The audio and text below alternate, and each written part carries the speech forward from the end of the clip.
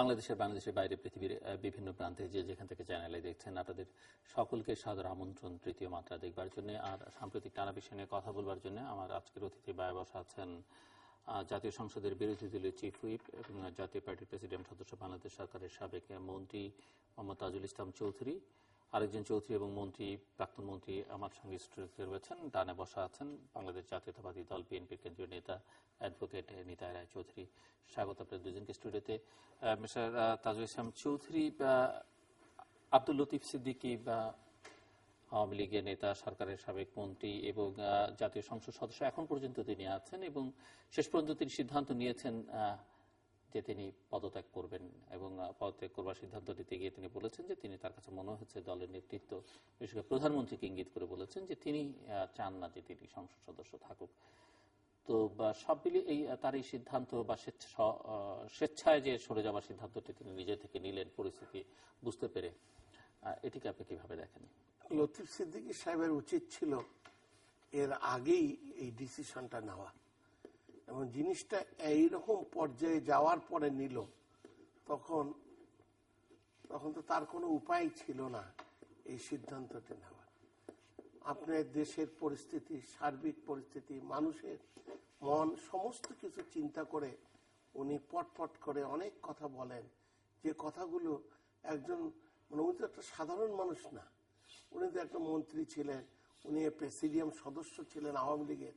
সে যে কথাগুলি করে বলে আপনার দেশ, জাতি এবং দলকে একটা আপনার একটা খুব বাজে পরিস্থিতির মধ্যে নিয়ে গিয়েছিল এবং সেই পরিস্থিতিতে দল তো তাকে রাখার মতন কোনো পরিস্থিতি ছিল না। দল তাকে ডিসিশন নিয়েছে, দল তাকে বহিষ্কার করেছে, সমস্ত কিছু করেছে এবং লতিফ সিদ্দিকী এতদিন পরে হলেও এই কিছুটা বুদ্ধিমানের কাজ করেছেন যে এই সংসদ সদস্য পদ থেকে পদত্যাগ করাটা, নাহলে উনি নিজেই বিব্রতকর অবস্থায় আরো পড়তেন। সেই জন্য আমি ওনাকে এখন সাধুবাদ জানাচ্ছি। ইন্টারনেটেই দেখলাম যে উনি পদত্যাগ করতে চেয়েছেন, কিন্তু এখনো করেননি। ওনার করাটাই ওনার জন্য শ্রেয় হবে বলে আমি মনে করি। লতিফ সিদ্দিকী সাহেবের ব্যাপারটা আমার মনে হয় যে উনি ভালোই করেছেন এবং তার বিরুদ্ধে সরকারি দল থেকে, বিরোধী দল থেকে, বিভিন্ন দেশের ইয়ে থেকে নানান ধরনের এসেছিল যে ধর্মীয় অনুভূতিতে উনি আঘাত এনেছেন এবং তিনি বাংলাদেশের মানুষের যে মূল যে অনুভূতি, সেই অনুভূতিকে উনি করেছেন, উপেক্ষা করেছেন। এসব নিয়ে তার পদত্যাগের দাবি করে আসছিল এবং ওনার মন্ত্রিত্ব গেছে, পরে উনি পদত্যাগ করেছেন, পদত্যাগের সিদ্ধান্ত নিয়েছেন। তো সিদ্ধান্ত এটা আমাদের কোনো ব্যাপার না, আমি মনে করি যে ওটা ঠিকই করেছেন আগে। এটা লতিফ সিদ্দিকী সাহেব যেটা করেছেন উনি সম্মানজনকভাবে করেছেন, এতে অন্তত তার অসম্মান হওয়ার কোনো কিছু নাই, বিষয় নেই। এই যে এই ঘটনাটি একসময় উনি যখন কথাবার্তা বললেন, সবাই সরকারের যেটি বিষয় তাজুল ইসলাম চৌধুরী উল্লেখ করলেন যে সরকারও খানিকটা বিব্রত করেছেন তিনি। তো এরকম বিব্রত হওয়ার ঘটনা সরকারি দলে, বিরোধী দলে বিভিন্ন সময় ঘটে থাকে। আপনারা যেমনটা সরকারের বিরুদ্ধে নানা সময় হত্যা, গুম, নির্যাতন, নানা ধরনের অভিযোগ তোলেন। সেই সব অভিযোগের মধ্যে অতি সম্প্রতি যুক্ত হয়েছে যে ক্ষমতাসীনদের সংশ্লিষ্ট কেউ শিশু হত্যা বা নিপীড়নের সঙ্গে যুক্ত হয়ে পড়েছে এবং তার প্রেক্ষিতে কিছু ক্রস ফায়ারের ঘটনা আমরা দেখলাম, যাতে ছাত্রলীগের বিশেষ করে ঢাকা একদম পরের দিনই আরজু ক্রস ফায়ারের শিকার হলেন, আরো দুজন হলেন এবং সেটি করে একই সময়ে মন্ত্রীবর্গের কেউ যেমন যোগাযোগ মন্ত্রী তিনি বলছেন যে অ্যাকশন শুরু হয়েছে।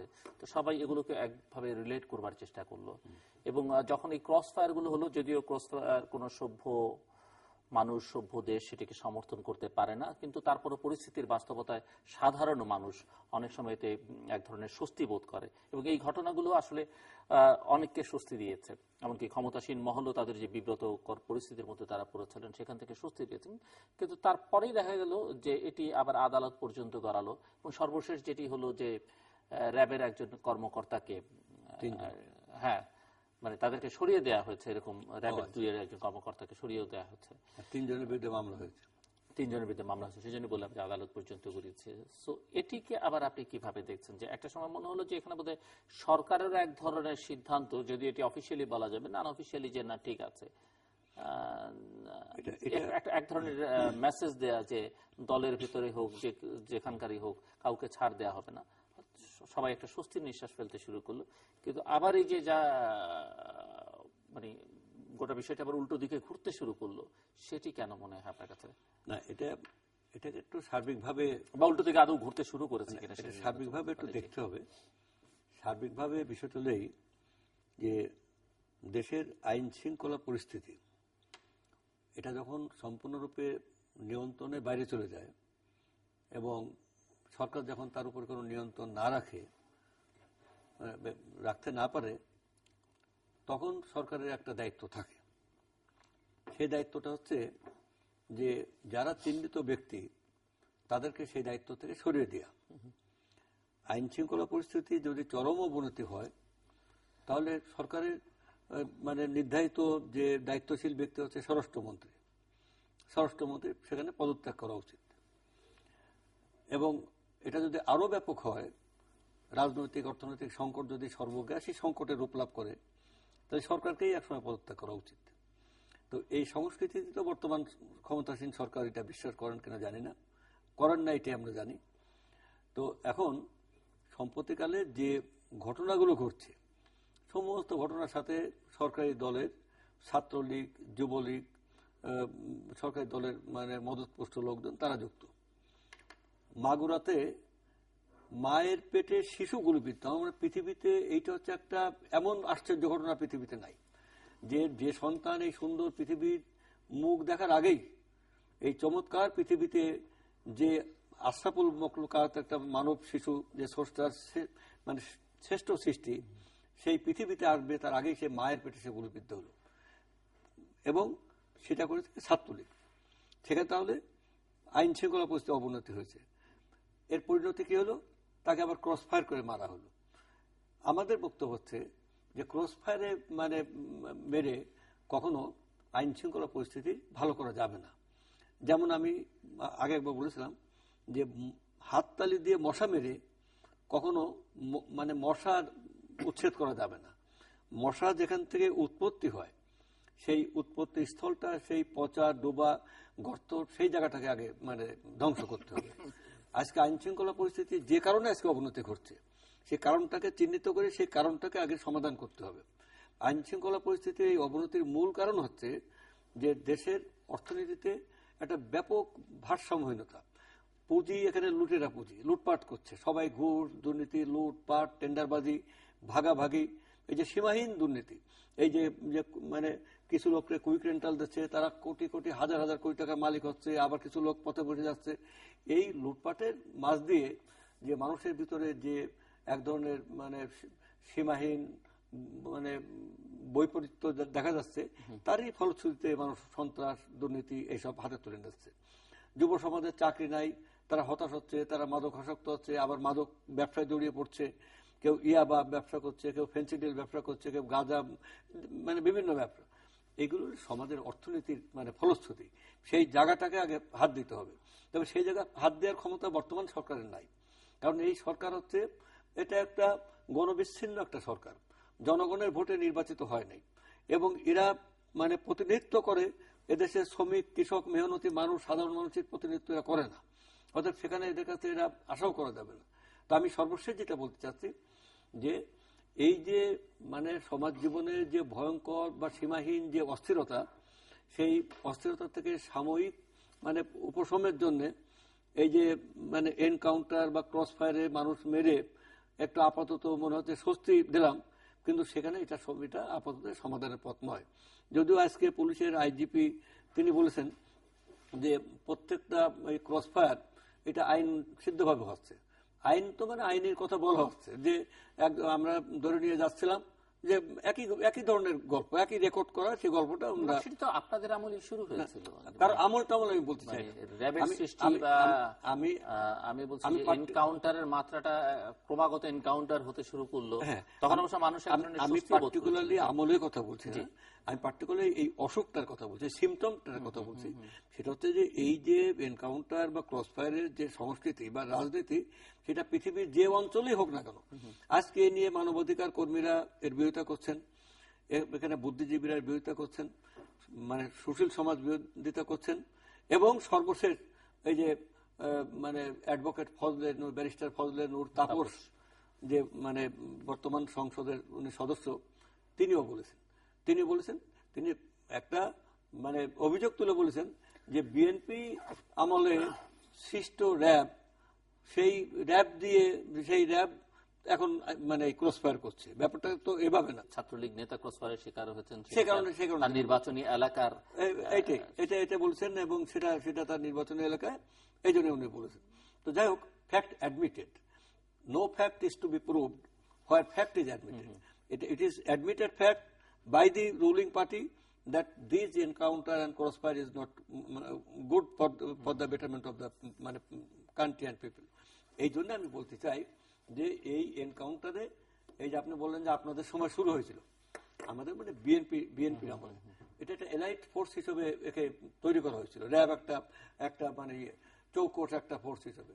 তখন এভাবে কিন্তু মানে মিসইউজ হয় নাই। আজকে যেভাবে মিসইউজ করা হচ্ছে, মানে মিসইউজ বলতে আপনি বলছেন যে তার একটা রাজনৈতিক ব্যবহার, আপনি দেখেন না যে আমাদের ইলিয়াস আলীকে আপনার গুম করে ফেলা হলো, আমাদের আরেকজনকে মানে ওই যে আমাদের, সেটা কি র‍্যাব করেছে? আমি র‍্যাবের কথা বলছি না। বিভিন্ন জায়গায় এই যে এগুলো উৎসাহিত হয় কি করে, বিভিন্ন জায়গায় এই যে আপনার নারায়ণগঞ্জের যে ঘটনাগুলো ঘটলো, তারপরে যে আমাদের ইয়েকে সালাউদ্দিন সাহেবকে করলো, এভাবে যে বিভিন্ন জায়গায় গুম, খুন, হত্যা, অত্যাচার ইত্যাদি ক্রমাগত এটা বেড়ে যাচ্ছে। আইন শৃঙ্খলা পরিস্থিতি বাহিনী হয়তো বলবেন যে আমরা কি করবো, আমাদেরকে এটা নিয়ন্ত্রণ করতে গেলে এছাড়া উপায় নেই। তারা হয়তো আরো বলতে চাইবেন যে এখন যখন দেখা যাচ্ছে যে সরকারের ক্ষমতাসীন সরকারের মানে নির্লিপ্ততা বা তাদের আশ্রয় প্রশ্রয়ে ঘটনাগুলো ঘটছে, এবং সেক্ষেত্রে আমাদের আর কি করা আছে তারা হয়তো বলছে। কিন্তু আমি বলতে চাই যে এটাকে আইন আমলে আনা উচিত, এটাকে বিচারে আনা উচিত। যে লোকটা, even a devil should not go আনহার্ট, একটা ডেভিলকেও কিন্তু তাকে সুযোগ দিতে হবে। তারপরে ফাঁসি হোক।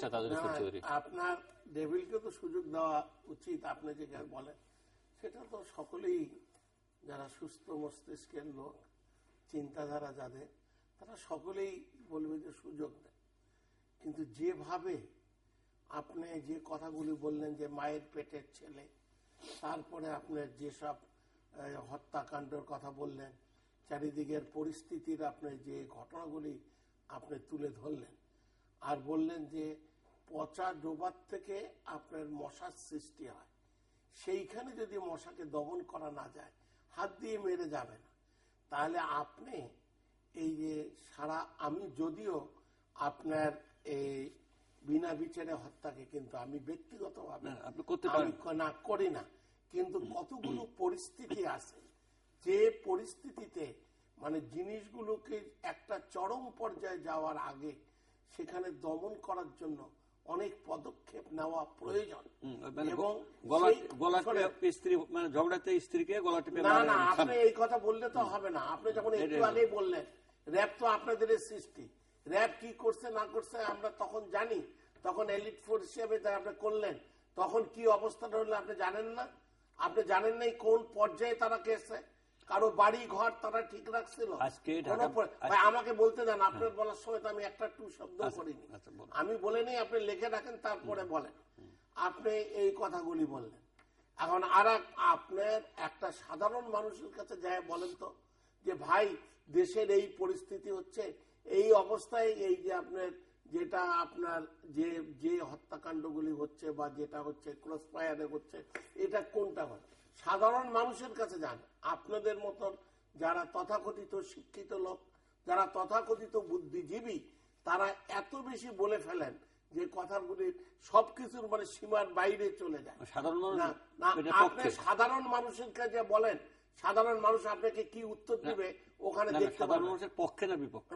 সাধারণ মানুষ তো চাবেই যে তৎক্ষণাৎ বিচারটা হোক, মানুষ কুইক বিচার চায়। তাহলে আপনি কোন পক্ষে? সাধারণ মানুষের পক্ষে না, না? আমি তো সেটা কথা বলছি না।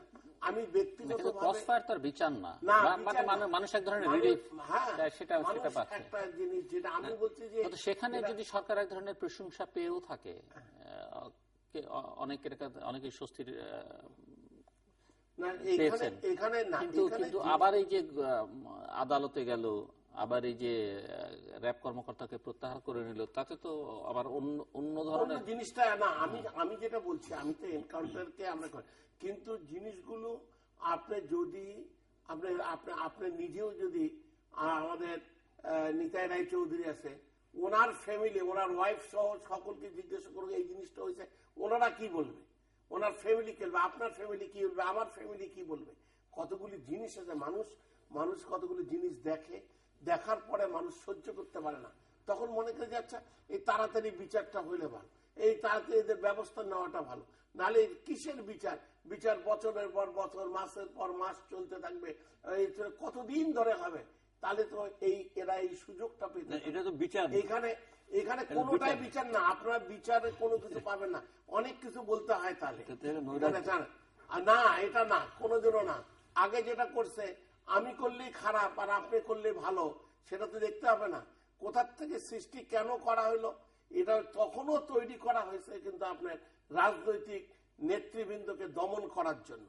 আর আপনারা আর একটা কথা বলেন যে আপনাদেরকে কেউ ভোটে যেতে নিষেধ করছিল, যে ভোট করিয়েন না, আপনাদেরকে ভোটে ডাকেনি, বলা হয়নি আপনারা দেন, আপনাদের বলছিল যে আপনার 10টা মন্ত্রণালয় তো না। এখন এতদিন পরে আপনার ভুল বুঝতে পারলেন, যে দেখলো তো যে এটা তো ক্ষমতার থেকে ভোট হয়েছে এবং সবকিছু হয়েছে, এটা যদি আপনার মন্ত্রী হতে পারলাম না, বিরোধী দলের চিফ হুইপ হতে পারলাম না, সেই জন্য তো আপনার মনটা খারাপ হয়ে আরেকটা কথা বলেন, এই যে আপনার কয়েকদিন আগে, আমি এই কথাটা পরে আসি, কয়েকদিন আগে আপনি দেখলেন আমেরিকায়, দেখেন এই যে ওদের পুলিশ বা যে ঘটনাগুলি ঘটলো, যে এই যে আপনার ক্রস ফায়ারের ঘটনাগুলি দেখলেন, ওখানে তো সবচেয়ে ওরা বিবেকবান লোক ব্যক্তি, কি অবস্থা, 7 জন না 8 জনের কয়েকদিন আগে। এই জিনিসগুলো আপনি নিজেরা বলতে ভালো লাগে ভাই, বাস্তবতার মধ্যে আসেন তাহলে বুঝতে পারবেন। একবার তো ক্ষমতায় ছিলেন, আসেন ক্ষমতায় থাকলে বহুবার থাকলে মন্ত্রী হয়েছে, ওনার কথা বলছেন, সেই জন্য ওনার কথা তাহলে বুঝবেন। আর আপনার ভোটের আপনারা আসেননি, যে ভুল করেছেন, যে ব্যর্থতা আপনাদের হয়েছে, আপনাদের শুভ বুদ্ধির উদয় হয়েছে এখন, যে নির্বাচন না যেই ভুল করছেন, নির্বাচন হলে তো রেজাল্টটা আর এক রকম হতে পারত। এখন বুঝতে পারেন, এখন আওয়ামী লীগের বলেন আর অমুকে বলেন, সকলের আমলে আপনারা ইলেকশন করার জন্য এখন পাগল হয়েছেন, মরিয়া উঠছেন যে ইলেকশনটা কখন দেবে, কখন করবো। বারবার তো আর ইলেকশন হবে না, ট্রেন ফেল করছেন, আপনার নেক্সট ট্রেনের জন্য ইউ হ্যাভ টু ওয়েট, আপনাকে ওয়েট করে আপনার আসতে হবে, আপনি তারপরে নাহলে আপনার পাওয়ার আসবে, আপনাকে তো আর কেউ দেবে না, আপনাকে জোর করে তো বসাবে না, ইলেকশনের মাধ্যমে আসতে হবে, নাহলে আপনাকে মার্শাল্লাহ করে আপনাকে ক্ষমতায় আসতে হবে। নির্বাচনে না আসলে তো আপনাদের এর ভোগান্তি ভুগতে হবে। এখন তো ফল পাচ্ছেন যে নির্বাচন না করাটা কত বড় বোকামোর প্রশ্ন আপনারা দিয়েছেন। না মানে তাজুল ভাই নির্বাচন না করেই যে ফল পেয়েছে নাকি? না, আমি 7 বার ইলেকশন করছি, আমি কিন্তু এইবারও আপনার আমি কিন্তু 7 বার ইলেকশন করে কিন্তু আমার কাছে ওই কথা বলে লাভ হবে না। আপনারা বলেন যে আপনাদের কথা বলেন, আমার কথা বলতে আসি। উনি জানতে চাইছেন যে আপনি কি 154 জন, 100 জনের পৃথিবীতে আর কোথাও নাই, মানে আপনি ভোট করেননি, আপনি ভোটে আসেননি, আপনাকে আমি কি জোর করে আনবো যে জিল্লুর ভাই আপনি আমার এগেইনস্টে দাঁড়ান, আমি কন্টেস্ট করবো কিভাবে? এখন নিতাই দ্বারা বুঝছে তো, 146 জনের সঙ্গে এখন নিতাই দ্বারা বুঝছে যে কত বড় ভুল করে এখন ওরা পাগল হয়ে গেছে। আপনি কথা বলেন না, আমাকে বলতে দেন, আমি বলবোই না, আমি তো কথা বলি। আমরা কি বুঝছি যে নির্বাচন এই প্রসঙ্গ, এটা বহুল আলোচিত, অনেক আলোচনা হয়েছে, এটা এটা সময় নষ্ট করা ছাড়া অন্য কিছু হবে না। তবু আমি উনি যেহেতু যে আমি ওই প্রসঙ্গে থাকতে চাই না আসলে বেশি, অন্য যেহেতু উনি অবতারণা করেছেন, সংক্ষেপে আমি কথাটা বলি। অবতারণা আপনি করেছেন, না, না, জবাব আপনি দিয়েছেন। করছেন। আচ্ছা, তো আপনার লাইনটা আমি লিখে রাখছি, আচ্ছা, ঠিক আছে। জনগণ হয়েছে আচ্ছা, সরকার, আপনি নিজে বলে গট করে all বলে right, যান, all right, all তাহলে right. তো হবে না দাদা। আমি মানে একাডেমিক ডিসকাশনে শুধু এইটুকু বলতে চাই, বর্তমানে এই সরকারি দল এবং বর্তমানে তথাকথিত বিরোধী দল এই এই যে ইচ্ছে করে খোঁচায় কথা শোনার জন্য আপনি না, না, না। তথাকথিত বলেন কেন? আচ্ছা, তথাকথিত- আপনি শোনেন, অনেক কিছু বলতে হয় দাদা, আমি বলতে চাই, আপনাদের ছোট করতে চাই না, না, আপনি আমাকে না, মনে করেন আমার মুখ খুলে আমাকে বলে যান। এরা কেউই জনগণের ভোটে নির্বাচিত হন নাই। এটা আমি বহুবার বলেছি, ব্যাখ্যা আমি দিয়েছি, অনেকেই বলেছেন। সেটা হচ্ছে যে তাজুল ভাই একটু মনোযোগ দিয়ে কথাটা শোনেন। আপনি তো উনি আবার কিন্তু আরেকটা গুণ আছে, উনাকে যদি সঠিক কথা বলা যায়, তাজুল ভাই একমাত্র মানুষ সেটা উনি অ্যাডমিট করেন। উনি বলেন না, উনি কিন্তু আবার এই উল্টো কথা গো ধরে থাকবেন না। না, গো ধরে থাকবেন। 300 সিটের পার্লামেন্ট, এটা স্বীকৃত যে এটা গণতান্ত্রিক পার্লামেন্ট। তো ডেমোক্রেসির রুলটা কি? রুলটা হচ্ছে রুল অফ মেজরিটি রুল। এটা হলো আমাদের ডেমোক্রেসির প্র্যাকটিস। তো 300-র মধ্যে যে দল বা যে জোট যারা মেজরিটি পাবে তারাই গভর্নমেন্ট ফর্ম করবে। The moment when a party gets majority seats, the party will form government. তো 153 না 151 পেয়ে গেলেই তারা তখন গভর্নমেন্ট ফর্ম করে দেবে। তখন সার্টিফিকেট দিয়ে দিতে পারে নির্বাচন কমিশন, জানে we are entitled to form government. তো 153 যখন ওনারা পেয়ে গেলেন, তখন আর বাকি সিটের ইলেকশন আরো পরে 6 মাস 1 বছর পরে করলেও কিছু আসা যায় না, গভর্নমেন্ট ফর্ম করতে পারে। 153 জনে কি গভর্নমেন্ট পার্টির থেকে জিতছে না? 153 জনের মধ্যে আমাদের লোক আছে। না, না, আমাদের এই 153 জনের স্বতন্ত্র জিতেছে। আপনি আপনারা বলেন তো বিরোধী দল, সরকারি দল। এর মধ্যে তাহলে আপনি গভর্নমেন্ট ফর্ম করবেন, এখন 153 নিয়ে তো গভর্নমেন্ট ফর্ম করতে পারবেন না। ওর মধ্যে তো সব দলীয় আছে। হ্যাঁ, কিন্তু আপনাদের নিয়ে তো সরকার গঠন করা হয়েছে। স্বতন্ত্র আছে, ঐক্যমত সরকার। আপনার অন্য আচ্ছা, আমি বলছি যে সরকারে তো আপনারা ডিস্টার্ব আছেন। করবেন না। তো এখন এইগুলো একটা সাইড। আরেকটা তাহলে কি আমি এখানকার ব্যাখ্যাটা কি? ব্যাখ্যাটা হলো যে এটা তো একটা রিপাবলিক, পিপলস রিপাবলিকের দেশের সার্বভৌম ক্ষমতা পিপলসের কাছে থাকে। পিপলস সেখানে ভোটের মাধ্যমে সেটা প্রয়োগ করে, এবং members of parliament will be elected by direct vote of the people. এটা বলা আছে, অবশ্যই এটা বলা আছে। কিন্তু জনগণের ভোট ছাড়া যে যারা নির্বাচিত হয়ে যে গভর্নমেন্ট ফর্ম করলো, সে গভর্নমেন্টটা বৈধতা পায় না আইনের দৃষ্টিতে। তাহলে বলবেন তাহলে এটা আসে কিভাবে? আসে হচ্ছে যে রাষ্ট্রযন্ত্র যার দখলে সেই সরকার। এটা কিন্তু আবার আরেকটা অদ্ভুত ব্যাপার, যে যেভাবেই দখল করতে পারে। একেবারে সেই 2002 সালে রোমান সাম্রাজ্যের পত্তন হয়েছে, বা তারও আগের থেকে আজ পর্যন্ত আপনি ওই রাজদরবার যে দখল করে ফেলছে সেই সরকার। যখন মুস্তাক দখল করেছিল তখন মুস্তাক সরকার। যে কদিন খালেদ মোশাররফ চেষ্টা করেছিল তা পারলে পরে সেই সরকার হতো। যখন আপনার ওই যে সকলের নামগুলি বলেন, মাঝখানে গ্যাপ দেন কেন? আপনাদের মধ্যে যারা ক্ষমতা দখল করছিল, আপনি সেইগুলো বলেন না কেন? না, সেটা আপনি আনেন না কেন? আপনি এখানে যারা যারা ক্ষমতায় দখল করেছিল তাদের নামগুলি দয়া করে বলেন। রাষ্ট্রযন্ত্র যার দখলে সেই সরকার। উনি জিয়াউর রহমান, হোসেন মোহাম্মদের সবার নাম শুনতে চাইছেন। সেটা প্রকার ভেদ আছে। জিয়াউর রহমান তার ক্ষমতা দখল করেন, জিয়াউর রহমান ক্ষমতা দখল না, যে যখন ক্ষমতায় থাকে এখন বিষয়টা হলো আরেকটা অদ্ভুত রকমের আবিষ্কার হচ্ছে যে বাংলাদেশে তথাকথিত ঐক্যমতের সরকার। সেটা কি? যে উনরা দাবি করেন যে আমরা বিরোধী দল। তাজুল ইসলাম চৌধুরী সাহেব উনি অনেক পুরনো অভিজ্ঞ পার্লামেন্টার। উনি হচ্ছেন যে পার্লামেন্টের বিরোধী দলের চিফ হুইপ। আচ্ছা, আবার এই পার্লামেন্টেরই ওই বিরোধী দলের আরেকজন মন্ত্রী, 3 জন মন্ত্রী, আরেকজন কথা 3 জন মন্ত্রী, 1 জন উপদেষ্টা, 3 জন মন্ত্রী, 1 জন বিশেষ দূত, 3 জন মন্ত্রী, 1 জন মন্ত্রীর মর্যাদায় বিশেষ দূত। হ্যাঁ, 3 জন মন্ত্রী, 1 জন মন্ত্রীর মর্যাদায় বিশেষ দূত, আর 1 জন উপদেষ্টা। উপদেষ্টা নেই এখন। জিয়াউদ্দিন বাবুল সাহেব উপদেষ্টা আছেন? এখন নেই, তাই না? উনি অন্তর্বর্তী সরকারের ছিলেন। আচ্ছা, তো এই যে একজন হোক না, কিন্তু সেখানে 3 জন। তো সেই যে 3 জন, ওকালতি নিয়ে নিতে দাদা ব্যস্ত খুব। সেখানে দাদা তো আপনার দেশ এই সম্বন্ধে কোনো এই চিন্তাই পরিস্থিতিতে করে না। আপনার এরকম কিন্তু কোথাও নাই। যাই হোক, তারপরে ওনাদের যে কয়জন বিরোধী দলের দাবি করেন, সেখানেও দেখা গেছে যে পদত্যাগপত্র পাঠা দিয়েছে ইয়ের কাছে, নির্বাচন কমিশনে, যে আমি ইলেকশন করবো না। পদত্যাগপত্র যখনই সাইন করে পাঠাবে তখনই সেটা পদত্যাগ হয়ে যাবে। কিন্তু বলে না, তোমরা তো পারবে না, তোমাকে এমপি হতেই হবে। সে ভোট কেন্দ্রে যায় নাই, এজেন্ট দেয় নাই, ইলেকশন করে নাই, পোস্টার দেয়নি, তবু দেখা গেল যে মানে এইগুলো তার ঠিক দিয়ে 2001 সালে পিক অ্যান্ড চুজ, আচ্ছা, আপনি পিক অ্যান্ড চুজ করে এইভাবে মেম্বার পালন। 2001 সালে যে ইলেকশন হলো, এই যে সরকার গঠন হলো, এই যে একটা ওটা কি ঐক্যমতের সরকার হয়নি? এই যে একটা না, 2001 সালে কি হয়েছে? না, 2001 সালে তো ওনারা একসঙ্গে নির্বাচন করেছেন। কারা? আপনি কি জামাত একে বিএনপির কথা ঐক্যমত বলছেন? বলে না। হ্যাঁ, তাহলে 2001 সালে গভর্নমেন্ট ফর্ম করলো। এটা একটা 2001 সালে বিএনপি এবং জামাত, একে তারপরে ঐক্যমত তারপর তো না। 8 ইলেকশন আওয়ামী লীগ করলো। এটা আপনি ঐক্যমত না, এটা মতের গোজামিলদের। এটা হলো সুবিধা শিকারী, সবাই এক জায়গায় এসে লুটপাট করবো দেশটাকে, এই মানে ভাগাভাগি। এটা কথা নেই, অবাক আমি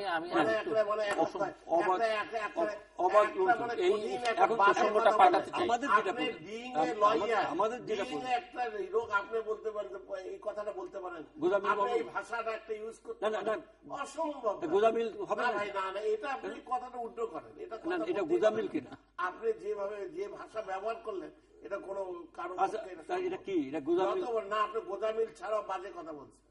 আমি কথাটা টেলিভিশনে আমি আবার রিপিট করতে চাই না, আপনি পট করে একটা ইউজ করেন। এমনি যে যত বলেন না, আমরা কোনো এখানে খারাপ তো করব আমরা কথা বলতেই আসি। আচ্ছা, ঠিক আছে, কথাটা শুনেন আপনি। আমার বক্তব্য হচ্ছে যে এখান থেকে আমাদের দেশটা তো সবারই, দেশটা ওনাদের, আমাদের ক্ষমতাসীন সরকার, 96 সবারই, যে ইলেকশন হলো, সবারই। তখন ঐক্যমতের সরকার হয়নি দেশে, জাতীয় আনোয়ার মঞ্জু যায়নি, তখন ওটির নাম দেওয়া হয়েছিল ঐক্যমত্যের সরকার। জাতীয় পার্টির থেকে আনোয়ার মঞ্জুর তখন হয়নি, তখন মন্ত্রী ছিল না। তখন তো জাতীয় পার্টি বিরোধী দলে, সেই অর্থে বিরোধী দলে ছিল না, বিএনপি আমরা বিরোধী দল করছি তো, আমরা পুরা আনুষ্ঠানিকভাবে প্রধান ভুলে যান কেন? আপনার হলে এখন হঠাৎ করে বিএনপি হয়ে গেছে তো, এই জন্য আপনার হঠাৎ বিএনপি হয়ে অনেক কিছু বলেন। আপনিও কিছুদিন ছিলেন বিএনপি? না না, ছিল। আমি এইরকম অন্ধের মতন কথা বলি, অতীতেও ছিলেন। আমি এখন শোনেন, এখন কথা হলো যে আপনার আমাদের যে বক্তব্য, এটা খুব সুস্পষ্ট বক্তব্য, যে এই প্রসঙ্গে মানে আগে আমি আর এই প্রসঙ্গে আমাদের বক্তব্য বদলাতে চাই যে এর অবসানের একটা মাত্রই মানে সুযোগ আছে। সেটা হচ্ছে ওই যে উনি বলছেন যে আমরা অস্থির হয়ে গেছি একটা নির্বাচন, তখন নির্বাচন যায়নি কেন? আমরা নির্বাচনে যাইনি, জাস্ট 1 মিনিট 2 মিনিটে বলো, আমরা নির্বাচনে যাইনি। আমরা 15th অ্যামেন্ডমেন্ট যে একটা মানে করা হয়েছে, এটা এক ধরনের মানে রাষ্ট্রীয় শিষ্টাচার বহির্ভূত এক ধরনের দিয়ে, যে পার্লামেন্ট ইলেকশন হবে, অর্থাৎ পার্লামেন্ট মানে member of parliament will be elected, by parliament election will be held 90 days before dissolution of parliament. তার মানে পার্লামেন্ট থাকবে, তার 90 দিন আগে আবার পার্লামেন্ট ইলেকশন হবে। তাহলে ওভারল্যাপিং হলো, ডবল ইয়ে। উনি এমপি থেকে আবার এমপি ইলেকশন করবেন, আমি এমপি না থেকে আবার ওনার সাথে কন্টেস্ট করব। এই গোজামিলটা আমরা মানে চাইনি, কারণ এতে করে কখনোই দেশে লেভেল প্লেইং ফিল্ড হবে না, এতে কখনো হবে না, এবং সেই জন্য আমরা সেই নির্বাচন যাইনি। আগামী দিনেও আমরা ওই রকম নির্বাচন করব না। আমরা চাচ্ছি এটা পলিসি মেকিং এ নাই, আপনি জানেন না কি হচ্ছে। আপনি দেখেন ইলেকশন কেমন করে না, এখন তো পাগল হয়ে গেছে, পাগল।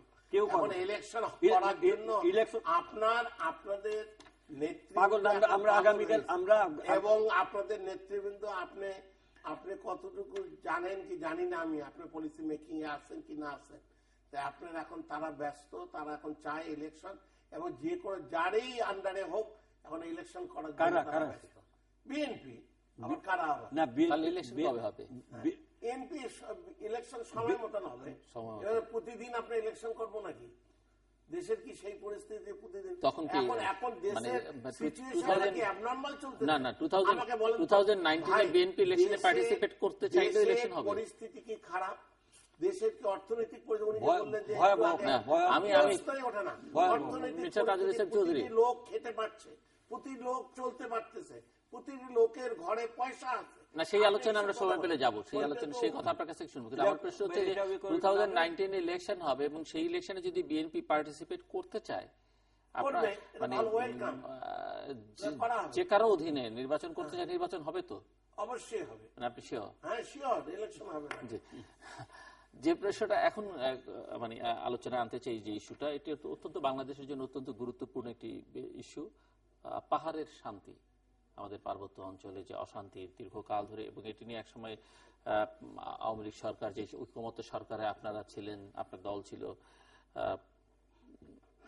পার্বত্য শান্তি চুক্তি করা হয়েছিল। কিন্তু এখন আবার দেখা যাচ্ছে যে মাঝে মধ্যে পাহাড়ে একটু অশান্ত পরিবেশ। কিছুদিন আগেও কিছু সন্ত্রাসী সঙ্গে সেনাবাহিনীর বন্দুকযুদ্ধ হয়েছে, বেশ কয়েকজন মারাও গেছেন, না সেনাবাহিনীর একজন সদস্য আহত হয়েছেন। সব মিলিয়ে যে পাহাড় অশান্ত থাকছে, একে শান্ত করা যাচ্ছে না। যদিও ক্ষমতার এখন যারা মূল শক্তি তারা এই আলোচনা টেবিলে নেই, বাট আপনারা দীর্ঘকাল আপনার দল ক্ষমতায় ছিল, মির্জা চৌধুরীর দল সময় ওই দলেরই ঐক্যমতে। সেই বিতর্কে আমরা না যাই।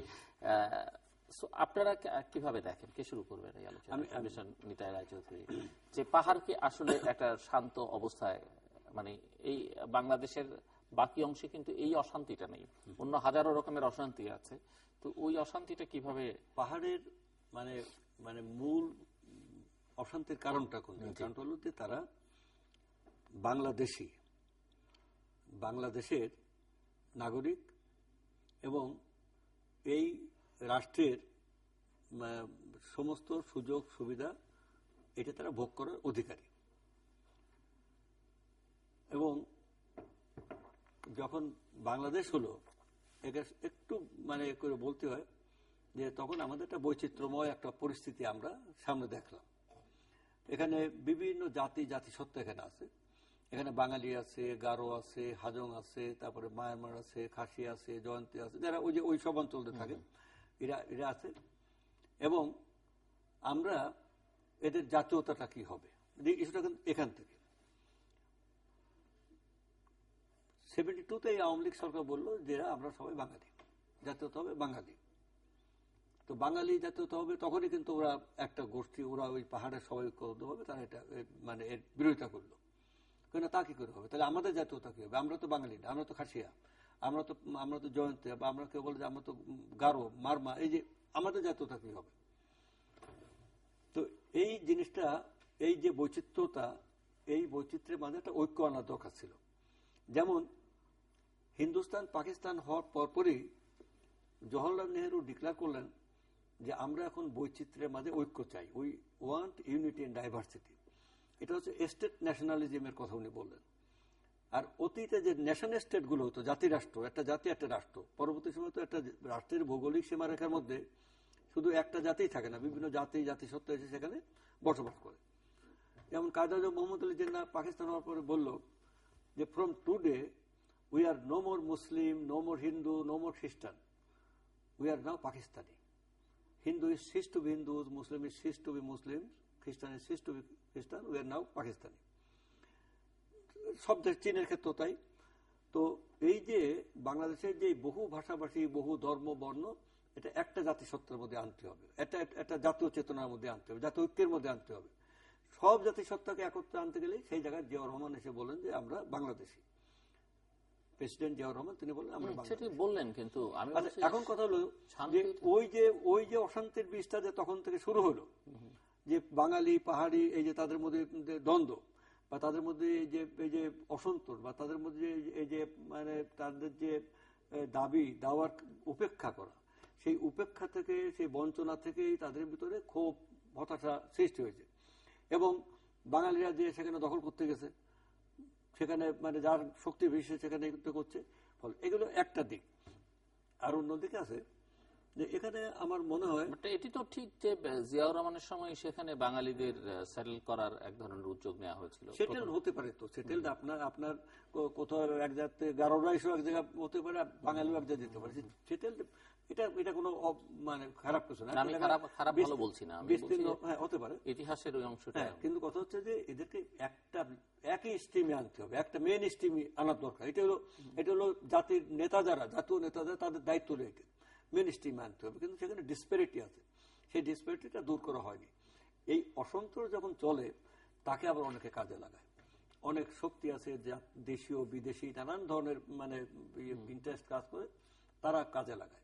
এইরকম ঘটনার মাঝ দিয়ে আজকে পাহাড় অশান্ত। আমরা এই পাহাড় হচ্ছে আমাদের বৈচিত্র্য, পাহাড় হচ্ছে আমাদের আমাদের গর্ব, আমাদের আমাদের আমাদের সৌন্দর্যের প্রতীক। এই পাহাড়কে, এই যে সমুদ্র, মেঘলা পাহাড়, এই যে ঝর্ণা, বনানী, সবুজ মাঠ, এই এই এই এই বৈচিত্র্য মানুষের মধ্যে, প্রকৃতির মধ্যে, একে রক্ষা করা হচ্ছে আমাদের দায়িত্ব। আমাদের একদিকে এই যে সুন্দরবন, যে পৃথিবীর আরেকটা আশ্চর্য, এই যে রয়্যাল বেঙ্গল টাইগার যে কয়েকটা দেশে আছে, আরেকদিকে পাহাড়, আরেকদিকে সমুদ্র, আবার বিস্তীর্ণ সবুজ ক্ষেত, সব, এবং এর যে মানুষ, এদেরকে রক্ষা করাই তার আমাদের দায়িত্ব। কিন্তু সেই দায়িত্বটা জাতীয় ক্ষেত্রে আজকে ব্যর্থ হচ্ছে সবাই। এই ব্যর্থতার কারণেই আবার অশান্তি। আরো শুনবো মিস্টার তাজুল ইসলাম চৌধুরী। আপনার যে কথাটা, যে প্রথম যেটা শুরু হলো, যে আপনার যে ভিতরের লোকগুলোকে পাহাড়ে নিয়ে যে ওদেরকে ওখানকার অধিবাসী বানানোর চেষ্টাটা হলো, সেটা একটা প্রবলেম সৃষ্টি হয়ে গেল। ওরা ওইটা সহজে, সেটা কি প্রবলেম সৃষ্টি করলো নাকি সেটা প্রয়োজন ছিল? সেটা মানে কি মনে হয় আপনার কাছে? সেটা যখন ওরা বিচ্ছিন্ন হয়ে যেতেছিল বাংলাদেশ থেকে আলাদা করে, তখন বাংলাদেশের অংশ থেকে যখন ওরা চলে যেতে চাচ্ছিল, তখনই কিন্তু এই প্রবলেমটা, মানে একটি দেশে তো দু রকমের আইন থাকতে পারে না। একটা দেশে একটারে, এবং যেখানে বাংলাদেশের সংবিধান বলছে বাংলাদেশের সকল নাগরিককে বাংলাদেশী এবং সমান,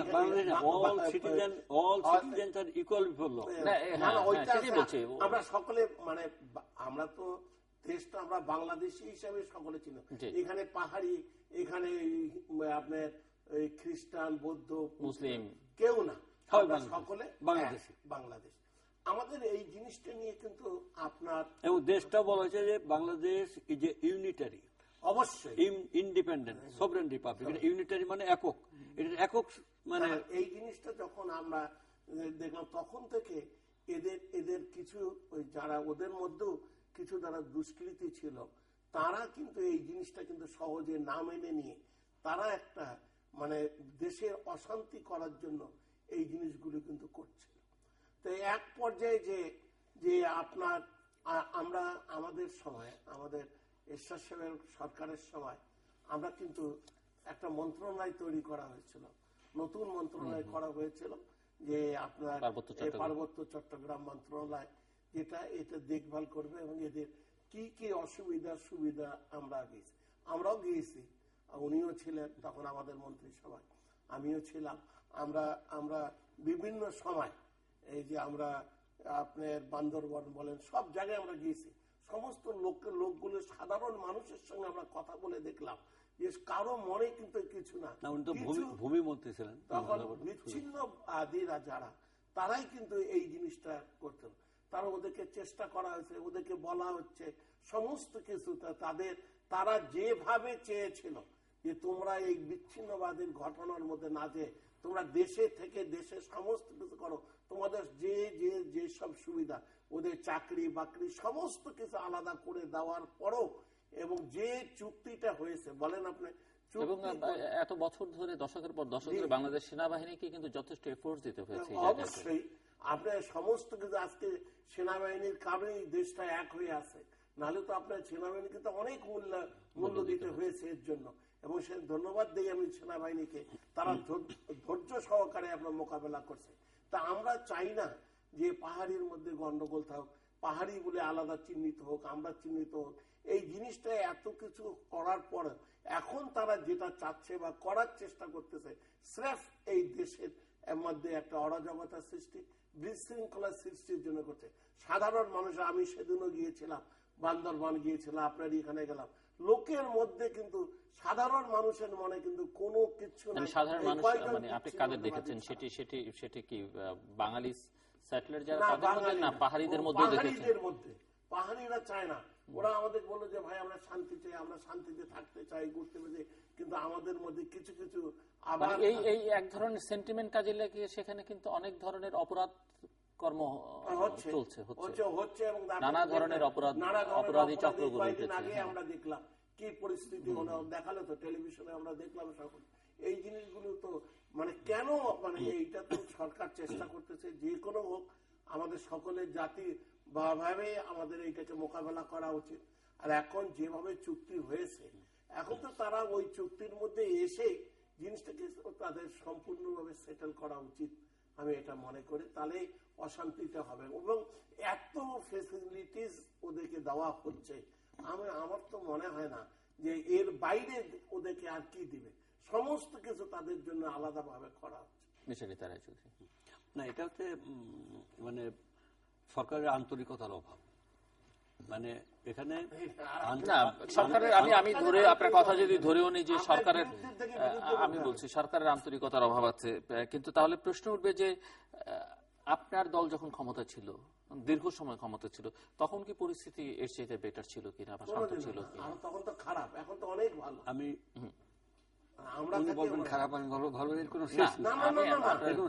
ভাই এরশাদ সাহেবের আমলেও তখন ছিলাম আপনি, তারপরে জিয়া রহমানের সময় ছিলেন, তাদের চেয়ে এই সরকারের বেটার আছে।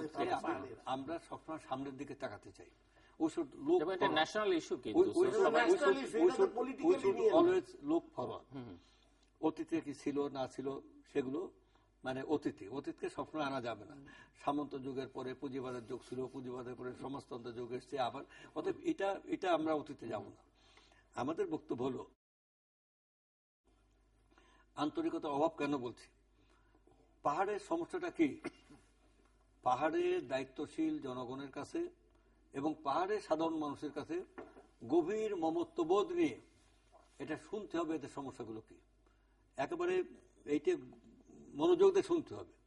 এবং তাদের ডিমান্ডটা কি, তারা চায় কি, তাদের ব্যথাটা কোন জায়গা, এবং তারা যে বাংলাদেশের নাগরিক, বাংলাদেশের এই দেশটাকে একক মানে একটা একক স্বাধীন দেশ, বাংলাদেশের যে ইউনিটারি ইন্ডিপেন্ডেন্ট সোভরেন রিপাবলিক, এই যে এক ধরনের তো ভূমির উপরে এক ধরনের অযৌক্তিক দাবি আছে, তাদের দাবি, তাদের দাবিটা যৌক্তিক কি অযৌক্তিক সেটা নিয়ে বসতে হবে, তাদের সাথে কথা বলতে হবে, কথা বলে এই সমস্যাটাকে সমাধান করতে হবে। কারণ এই সমস্যা যদি সমাধান না হয় তাহলে মানে পাহাড়ের এই অঞ্চলটা তো আমাদেরই অঞ্চল এবং এক দশমাংশ জায়গা বাংলাদেশের 1/10 জুড়ে আছে সেখানে, এবং স্বল্প সংখ্যক মানুষ সেখানে সম্পদে ভরপুর সে জায়গাটা এবং বৈচিত্র্যময় জায়গা। এটাকে আমাদের সমাধান করতে হবে। আমি তো মনে করি যে এটা সমাধান সম্ভব, আন্তরিকভাবে সেখানে যেতে হবে। শুধু পাহাড়ের বৈচিত্র্য ভোগ করব, সেখানে সুযোগ সুবিধা নেব, তাহলে হবে না।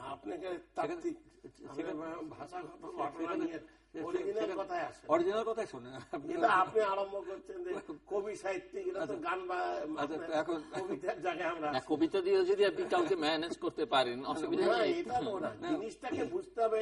এখন শেষ করে দিন। এখন বিষয়টা হলো যে এখানে এই মানে নিয়ে আমাদের বুঝতে হবে যে আমাদের দেশেরই মানুষ তারা, যেমন একজন ভূমিহীন কৃষকের ব্যথা আমাকে বুঝতে হবে, সমাধান করতে হবে। একটা জেলে, একটা কামার, কোমর, নাপিত, ধূপা,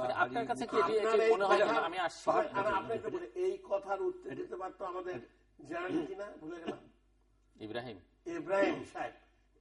সাহেব কয়েকদিন আগেই টেলিভিশনের ঘটনাগুলি তুলে ধরেছেন, কি করেছেন কি না করেছেন। তারপরে ওনার জিনিসটা উনি তো নিতাইদা পট করে বলে ফেললেন অনেক কিছু। ইব্রাহিম সাহেব টাইম ম্যাগাজিনের একটা প্রচ্ছদের ছবি এসেছিল, আপনি তো না জেনে নিতাইদা বলে ফেললেন।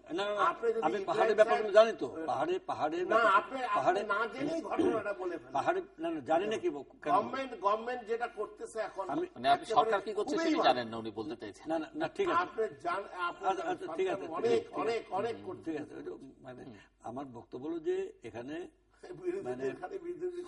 এটা আপনি একটা কথা বলছেন, আপনি মাঝখানে বলছেন একটা কথা, এটা ন্যাশনাল ইস্যু, কিন্তু আমি দুটো জিনিস আপনার কাছ থেকে একটু স্পেসিফিক জানতে চাই। আপনার কাছে মনে হয় কিনা যে পাহাড়ি যারা আছেন বা উপজাতীয় জনগোষ্ঠী যারা আছেন তাদেরকে কোনো ধরনের নিপীড়ন তারা বাংলাদেশের নামের এই রাষ্ট্র কর্তৃক হচ্ছে, এটি একটি প্রশ্ন। দ্বিতীয়ত হচ্ছে, এটি আপনার কাছে মনে হচ্ছে কিনা যে তাদেরকে মেইন স্ট্রিমের সঙ্গে যুক্ত করবার ক্ষেত্রে এক ধরনের দুর্বলতা বাংলাদেশ সরকার বিভিন্ন সময় দেখিয়েছে। মানে এই বিষয়টা তো ভুক্তভোগী কারা, মানে পাহাড়ের জনগণ যদি মনে করে যে আমাদের প্রতি বৈষম্যমূলক আচরণ করছে, রাষ্ট্র আমাদের সাথে বৈষম্যমূলক আচরণ করছে, তাহলে সেই না, সেটা তো যে কেউ মনে করতে পারে, আপনিও মনে করতে পারেন, আমিও মনে করতে পারি, উনিও মনে করতে পারেন।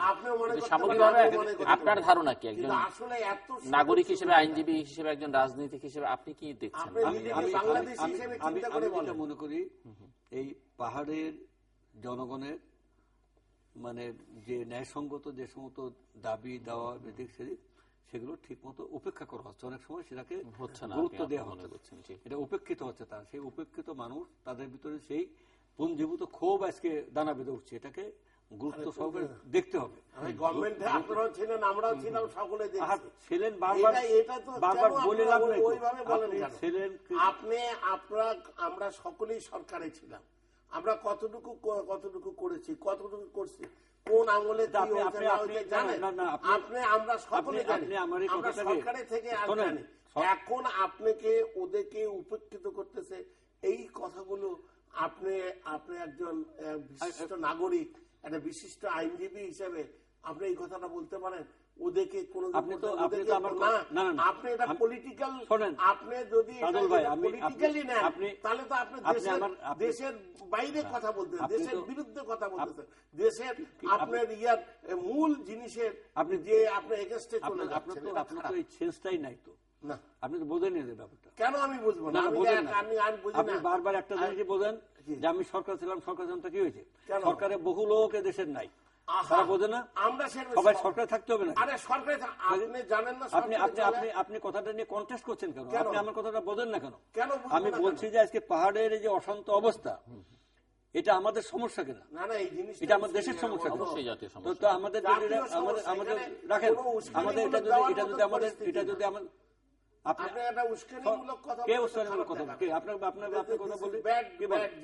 তাহলে আমি বলবো যে পাহাড়ে মানে দমন করো, অমুক করো, তমুক করো, এটা প্রথম। এখন ওদেরকে যেটা বলা হয়, ওদের কি বলা? আচ্ছা আমি বুঝতে চাই না, আমি বলতে চাইবেন কে কতটা বোঝে আমাদের জানা আছে।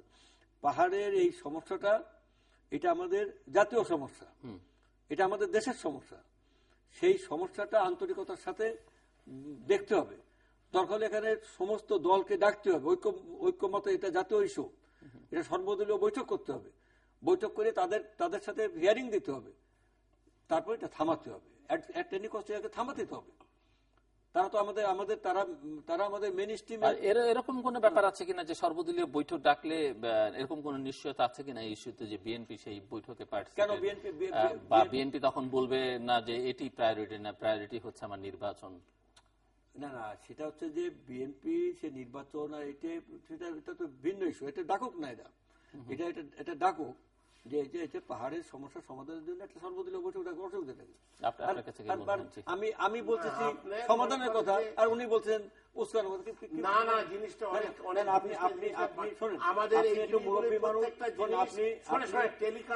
আপনি সকলে জানছে, আমরা এমন কোন কথা বলবো না, দর্শকদের উপরে আমরা ছেড়ে দিই, দর্শকরা বিচার করবে। দেশ জাতির বিরুদ্ধে কখনো যাক এটা না, আমরা পাহাড়ির বিচার দর্শকরা না, এটা দর্শকের ব্যাপার না, এটা দর্শকের না, পাহাড়িদের ব্যাপারটা দর্শকের ব্যাপার না, পাহাড়িদের ব্যাপার না, তাদের জিনিসটাকে আপনার যেভাবে আমরাও সরকারে, আপনার আমাদের সঙ্গে সরকার থাকে, আপনি যদি এখন যদি বিএনপি গভর্নমেন্ট ফর্ম করতো তাহলে আপনি কি করতেন, কি বলতেন? আমি কি বলতাম যে ভাই পাহাড়িদের এটা করো? জিনিসটা এখন কি আপনি সরকারের না বিরোধী দল? কেন এখন আপনি জানেন না আমি কি দল? বিরোধী দলীয় আপনি জানেন না পরিষ্কার ওনার পদে, ওইটার কথা না ভাই, এটা জিনিসটা অন্য জিনিস আমি বলতে আসছি। আমি বলতে চাই যে পাহাড়ির যে ঘটনাটা, এটাকে তো আমরা কেউ ছোট করে দেখতেছি না, ছোট করে দেখলে জিনিসটা আমরা বড় আকারে ধারণ করবে।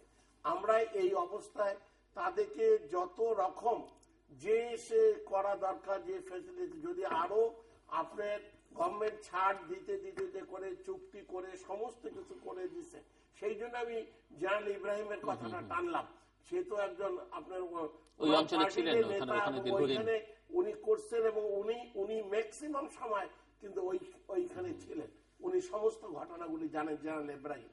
সেই জন্য বললাম যে জিনিসটাকে ছোট করে আনতে হবে, যে জিনিসটাকে আপনি ছোট করে না এনে আমরা বলে কয়ে আমরা সেটাকে তো আপনার আগুনে তো ঘি দেওয়ার ঢালে দেওয়ার আমি তো এই কথাই বলছি। এবং সেই জিনিসটাকে আপনি ছোট করে এনে যাতে করে প্রবলেমটা খুব ইমিডিয়েট সলভ হয় Exactly, এবং সেই জিনিসটা আমরা সকলেই চাই। না না, এটা তো আমি তো তাই বলছি। আমরা আমি exact শেষ ঠিকই দিকে বলছি, আমি তো এটাই চাই। মিস্টার নিতা রায় চৌধুরী, সামনের দিনগুলো কেমন দেখছেন বাংলাদেশের জন্য? যদি 2 মিনিট আপনাকে বলতে বলি, আপনি কিভাবে বলবেন? সামনের দিনগুলো খুব অস্থিরতার মাঝে যাবে নিচেতে ভালো হাত দেখে এবং বাংলাদেশে কার হাত দেখে এটা তো আমার প্রফেশন না, ভালো হাত ভালো হাত দেখতে পারে, ভবিষ্যৎবাণী ভালো বলে। সামনের দিনগুলো বাংলাদেশে, এই সামনে বলতে আপনার আগামী 6 মাস 1 বছর, এটা অস্থিরতা যাবে এবং পরস্পরের বিশ্বাস অবিশ্বাসের আরো শুরু হতে পারে, দোলাচল হতে পারে। কিন্তু আলটিমেটলি বাংলাদেশ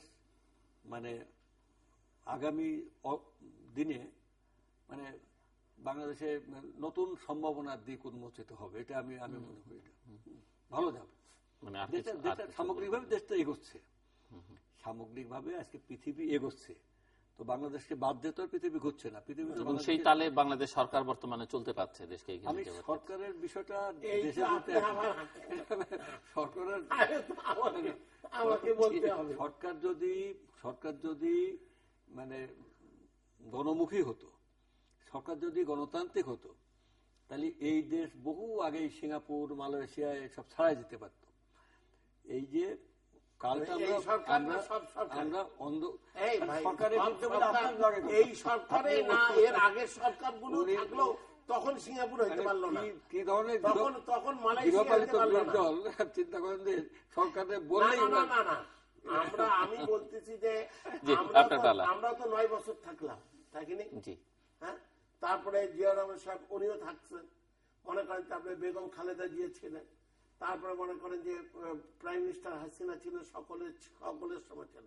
কারো সময় কিন্তু আপনি সিঙ্গাপুর হইতে পারলেন। বাংলাদেশে মোটামুটি সবাই ক্ষমতার স্বাদ পেয়েছে, খালি সকলেই ক্ষমতার স্বাদ কিন্তু জনগণ ছাড়া। ইয়েস, সংবিধানে যাদের ক্ষমতা আছে তারা বাদ দিয়ে বাকি সবাই ক্ষমতায় ছিল। না, এটা একদিক করেন কিনা যে সকল ক্ষমতার মালিক জনগণ, সংবিধান তাই বলছে যে জনগণ বাদ দিয়ে বাংলাদেশে সবাই মোটামুটি ওরা তো আসতে পারে না, সিলেক্টেড লোকই তো ক্ষমতায় আসবে, জনগণ দল ক্ষমতায় আসবে এবং সেটা একই বাড়ি তো আপনার সবগুলি দল একসঙ্গে এটা তো আসতে পারে না, আসবেই। আপনি যে কথাটা বলতেছেন যে লাস্টে হঠাৎ নিতাইদার মুখে ভালোই কথা শুনলাম, শান্তির বাণী শুনলাম যে দেশ এগিয়ে চলতেছে এবং দেশ এগিয়ে যাচ্ছে, বাংলাদেশ এগিয়ে যাচ্ছে এবং যাবেই, এবং বাংলাদেশ আপনার এগিয়ে যাচ্ছে। আপনি এটা ঠিক আছে, কথাটা আমি আপনার সঙ্গে এই কথাটা আমাকে শেষ করতে দেন না আপনি শেষ করে তো উনি আমাকে বলছি বাংলাদেশে নতুন সম্ভাবনা আছে, নতুন নেতৃত্ব, নতুন সম্ভাবনা। এবং আপনি মনে করেন আপনার অস্থিরতা তো আছেই, দেশে থাকবে অস্থিরতার মাতেই আপনার দেশকে চালাতে হবে, এর মধ্যে ভালো মন্দ নিয়ে আপনাকে বাঁচতে হবে, ভালো মন্দ নিয়ে আমাদেরকে এগিয়ে যেতে হবে। এবং সেই জন্য আমাদের সকলের দেশের ব্যাপারে, দেশের স্বার্থের ব্যাপারে আমি এখানে এবার আমার একটু আর সময় আমার সময়টাই দিলাম বলে আমি লাস্টে 1 মিনিট আমার বাকি আছে দিলাম। আমি খুব এনজয় করছি একটা ব্যাপারে যে তাজুল ভাই কিন্তু শক্তিশালী বিরোধী দলের চিফ হুইপ, কিন্তু সরকারের বিরুদ্ধে কিছু বলার আগেই তাজুল ভাই লাভ দিয়ে দেবেন সরকারের পক্ষে চলে যাবে, তাতে আমার আমি অন্যায়টা কেউ করুক ভাই, আমি কতগুলি জিনিস করি না। সরকার যদি অন্যায় করে আপনি এটা মনে রাখেন, এতে আমার যা হয় আমি সেই অন্যায়টাকে আমি অন্যায় বলবোই, আমাকে আটকে দিতে পারেন। কিন্তু আপনার যেটা বলেন, আপনার খোঁজাইতে সুস্থ শরীরটাকেও আপনার এখন আমি যেটা বলছি, আপনি যে বলছেন দেশে আপনি ভবিষ্যৎটা কেমন দেখছেন, এটা আপনার খুব টেকনিক্যাল কথা, কিন্তু বলে ফেলেছেন আপনি। তারপর 1 মিনিটের কথা, অনেক কথার ইঙ্গিত আছে। হ্যাঁ, একটা হচ্ছে যে দেশে বর্তমান সময়টা গভীর একটা অন্ধকার মনে হচ্ছে, কিন্তু অন্ধকার মানে যেমন ধরেন আমরা এক হাত দূরে দেখতে অন্ধকারের পাচ্ছি। পরে আলো আছে, অন্ধকার আপনি পা- বহুবার সেটাই বলেছেন। বলছি। কোন আংটিটা পড়লে এখন এখন এখন আপনি বলেন কোন পাথরটা পড়লে দেশের ভালো হবে, এই পাথরটা বললেই আমরা সকলে হাতে দিতে পারি। এগুলো পদত্যাগ করে আপনি আপনি পাথর সরকার পদত্যাগ করবার পরে উনি পাথর নিরপেক্ষ নির্বাচন।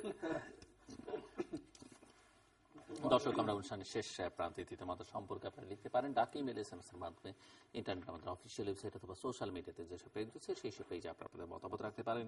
আর আপনাদের মতামত আমাদের অনুষ্ঠান তৃতীয় মাত্রা আপনি দেখতে পাবেন প্রতি বৃহস্পতিবার এবং শুক্রবার বাংলাদেশের সময় 2টোয়, বুধবার দুপুর 11:30, শুক্রবার দুপুর 1:05 দেখবার আমন্ত্রণ রইল। অ্যাডভোকেট নিতাই রায় চৌধুরী এবং সাদাউল ইসলাম চৌধুরী, অসংখ্য ধন্যবাদ আপনাদের দুজনকে। দর্শক মণ্ডলী দীর্ঘ অভিজ্ঞতা সম্পন্ন দুজন রাজনৈতিক নানা বিষয় নিয়ে কথা বলেছেন। আমরা শুরু করেছিলাম বিচার বহির্ভূত হত্যাকাণ্ড বা ক্রস ফায়ার নিয়ে, বহুল আলোচিত এই ক্রস ফায়ারের যদিও এটি আইনসম্মত নয়, কিন্তু বাস্তবতা হচ্ছে দেশের অনেক মানুষই বিভিন্ন সময় বিভিন্ন ক্রস ফায়ারের, সবগুলোতে নয়, অনেকেই সন্তোষ প্রকাশ করেছেন। তবে এটি হওয়া বাঞ্ছনীয় নয়। তবে সর্বশেষ ক্রস ফায়ার নিয়ে যে আলোচনাগুলো হচ্ছে, সর্বশেষ ক্রস ফায়ার যেটি হয়েছে তার প্রেক্ষিতে কিছু আবার অ্যাকশন আমরা দেখতে পাচ্ছি। এটি বোঝা খুব মুশকিল যে সরকার আসলে কোন বিষয়টাতে বিব্রত। সরকার সমর্থিত কোনো ছাত্র সংগঠনের নেতা কর্তৃক একটি শিশুকে বিনা কারণে হত্যা করায় সরকার বিব্রত, নাকি তাকে ক্রস ফায়ারে হত্যা করায় সরকার বিব্রত? এই প্রশ্নগুলো কিন্তু থাকছে এবং এটি কিন্তু বুঝে ওঠা যাচ্ছে না। যখন ক্রস ফায়ার হলো তখন সবাই সন্তোষ প্রকাশ করলো, সরকার বোধহয় ভালো কিছু অ্যাকশনে যাচ্ছে, কিছু মেসেজ গেল যে যারাই করুক, সে যে দলেরই হোক না কেন, কেউ পার পাবে না। আবার যখন দেখা গেল যে এটি আদালতে যাচ্ছে বা কোনো কর্মকর্তার বিরুদ্ধে ব্যবস্থা নেওয়া হচ্ছে, তাকে প্রত্যাহার করে নিচ্ছে, তখন আবার অন্য রকমের মেসেজও কিন্তু যাচ্ছে। এ বিষয়ে সরকারই ভালো বলতে পারবেন তারা কি করবেন। নির্বাচনী ইস্যু নিয়ে বিতর্কটা বাংলাদেশে আছে, যে কত কথাই বলুন না কেন, ক্ষমতা হস্তান্তরের একটা স্থায়ী প্রক্রিয়া, নির্বিঘ্ন প্রক্রিয়া, বিতর্কের ঊর্ধ্বের একটা প্রক্রিয়া কিন্তু খুঁজে বাংলাদেশকে বের করতে হবে যদি আমরা বাংলাদেশের গণতান্ত্রিক প্রক্রিয়াকে শক্তিশালী করতে চাই, অব্যাহত রাখতে চাই, এবং এটি সবাই মিলেই করতে হবে। অন্তত পাহাড়ের শান্তি নিয়ে গোল টেবিলে বিএনপি আসবে কি আসবে না এই প্রসঙ্গটা এসছে, কিন্তু ক্ষমতা হস্তান্তরের প্রক্রিয়া নিয়ে একটি আলোচনা জাতীয় পর্যায়ে অতি জরুরি। সেখানে বিএনপি আসুক কিংবা না আসুক, আওয়ামী লীগ তাতে উদ্যোগ নিক বা না নিক, যদিও আওয়ামী লীগ এবং বিএনপির অংশগ্রহণটাই সেখানে মুখ্য, এটি হওয়া খুবই বাঞ্ছনীয়। পাহাড়ি অঞ্চল বাংলাদেশের একটা বড় অংশ জুড়ে আছে সীমানার, কাজেই পাহাড়ের শান্তিটা বাংলাদেশের জন্য খুবই জরুরি। বাংলাদেশ একটি ছোট্ট ভূখণ্ডের দেশ, 16 কোটি মানুষ এখানে বসবাস করে, তার মধ্যে খুবই অল্প সংখ্যক মানুষ কিন্তু 1 অঞ্চলে বসবাস করে, এবং যেখানে রয়েছে বাংলাদেশের প্রচুর সম্পদ রয়েছে, অত্যন্ত সম্পদশালী অঞ্চল সেটি। কাজে ওই অঞ্চলের শান্তি খুবই জরুরি, এবং যারা ওই পাহাড়ে আছেন তাদেরকে মূলধারায় যুক্ত করা খুবই জরুরি, তাদের আস্থা অর্জনটা জরুরি, তারা যেন বিশ্বাস স্থাপন করতে পারে এই বাঙালি জনগোষ্ঠীর উপরে, সরকারের উপরে, রাষ্ট্রের উপরে। এবং এই পাহাড়কে ঘিরে দেশি বিদেশি ষড়যন্ত্রে যারা লিপ্ত আছে বা যে অপরাধী চক্ররা সেখানে ক্রিয়াশীল, তাদের বিরুদ্ধে আরো কঠোর হওয়া বাংলাদেশের জন্য জরুরি।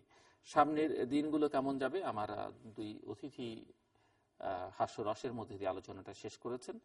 সামনের দিনগুলো ভালো যাবার জন্য দরকার দেশে সুশাসন, আইনের শাসন, গঠনমূলক রাজনীতি, স্বচ্ছতা, জবাবদিহিতা, এবং সেটি কেবল ক্ষমতাসীনদের জন্য নয়, ক্ষমতার বাইরে যারা আছেন তাদের জন্য জরুরি। দর্শক, আমাদের সঙ্গে থাকবার জন্য অসংখ্য ধন্যবাদ, আপনাদের সবার জন্য শুভকামনা।